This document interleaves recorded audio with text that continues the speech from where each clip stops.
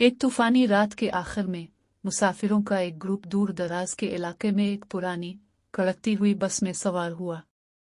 जैसे ही सफर शुरू हुआ, बारिश तेज हो गई। छत पर जोर जोर से ढोल बजाना और धुंध वाली खिड़कियों से देखना मुश्किल हो गया। ड्राइवर घबराया हुआ लग रहा था, अक्सर रेयर व्यू आईने में अपने अक्स को देख रहा था। सफर के आधे रास्ते में बस अचानक रुक गई।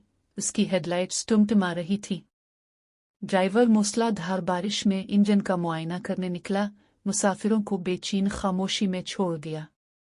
मिनट घंटों में बदल गए लेकिन वो वापस नहीं आया। एक बहादुर मुसाफिर बढ़ते हुए बेचैनी में बाहर निकलने और ड्राइवर को तलाश करने का फैसला किया।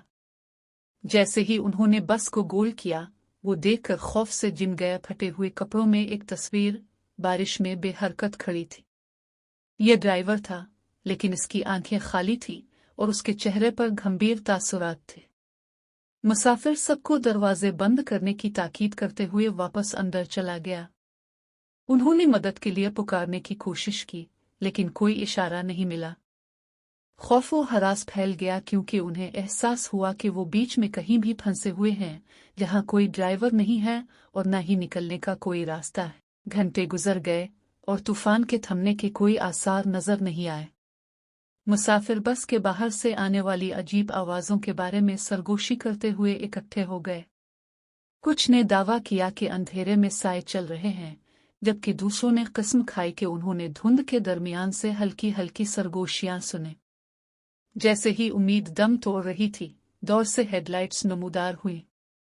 आखिरकार एक रेस्क्यू टीम पहुंच गई थी, जिसे एक मायूस कुन हंगामी कॉल के जरिए अलर्ट किया गया था। जैसे ही वो बस में सवार हुए, उन्होंने ड्राइवर की लाश ड्राइवर की सीट पर गिरी हुई देखी। इसके चेहरे पर दहशत की एक नज़र जिमी हुई थी। इस रात क्या हुआ था उसकी कोई वजाहत नहीं थी, लेकिन मुसाफिर इस खौफनाक बस की सवारी पर रूनुमा होने वाले खौफनाक वाकयात को कभी नहीं भूले।